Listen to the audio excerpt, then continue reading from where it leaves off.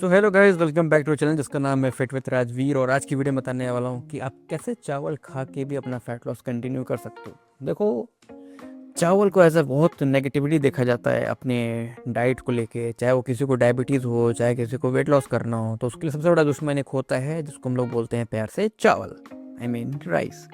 And जब बात होती है फैट लॉस की या डायबिटीज़ की तो लोग इजीली उसको अवॉइड कर देते हैं, जो कि अच्छी बात है, बिकॉज लोगों को लगता है कि बस चावल ही खाते ही सब कुछ आपके बॉडी में प्रॉब्लम स्टार्ट हो जाती है। बट इन रियलिटी ऐसा नहीं होता। एक नॉर्मल चावल में, आई मीन राइस ही बोलता हूँ मैं, एक नॉर्मल राइस में जिसको हम लोग फ्रेशली कुक्ड करेंगे, ठीक है, उसमें होता है 130, 135, 140 कैलोरीज का अप्रॉक्स में, ठीक है, जो कि एक नॉर्मल डेढ़ रोटी के बराबर होता है अगर आप 100 ग्राम राइस लेते हो, तो आप इजीली खा सकते हो। बट अगर आप फैट लॉस कर रहे हो तो मैं आपको एक ऐसा तरीका बताता हूँ जिससे आप उसको रेगुलर खा भी सकते हो एंड अपना फैट लॉस भी कंटिन्यू रख सकते हो।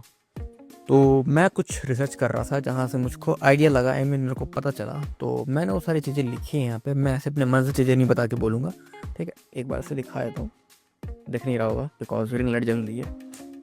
तो इसमें लिखा ये है कि जब आप एक राइस को तुरंत बनाते हो, मतलब फ्रेशली कुक करते हो और उसको 24 आवर्स के लिए रेफ्रिजरेट कर देते हो, मतलब आप उसको फ्रिज में रख देते हो, तो उसमें जो कैलोरीज होता है, देखो, जब आप राइस बनाते हो तो वो उसमें से स्टार्च प्रोड्यूस होता है जो कि एक कुक से पहले जो होता है 4 कैलोरीज पर ग्राम में होता है। खैर बहुत साइंटिफिक हो जाएगा, मुझे पता है मेरी ऑडियंस इतना नहीं समझेगी ना, मैं तो समझाने जाऊँगा।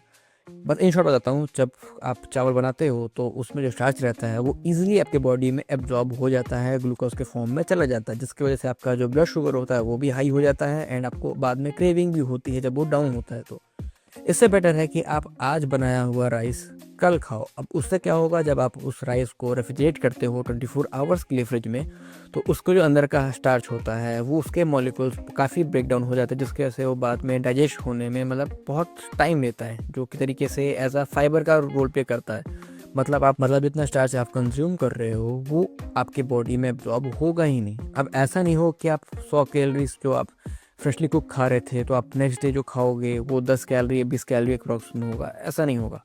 होगा जिसमें से कम होगा 20, 30, 40 कैलोरीज के अप्रॉक्स कम होगा। बट ये है कि आप सेम क्वांटिटी का राइस अगले दिन खाओगे तो आपको कैलोरीज कम मिलेगी, आपकी बॉडी में वो जो ग्लूकोज का कंजप्शन होता है वो कम हो जाएगा, जिसमें से आपका मोटापा कम होगा, आपका ब्लड शुगर भी कंट्रोल में रहेगा एंड आप चावल भी इंजॉय कर सकते हो, आपको जैसे भी खाना हो। अब बहुत से लोगों का क्वेश्चन ये भी होगा कि क्या चावल को हम लोग जब रीहीट करेंगे, गर्म करेंगे, तो क्या फिर से वो स्टार्च प्रोड्यूस करेगा?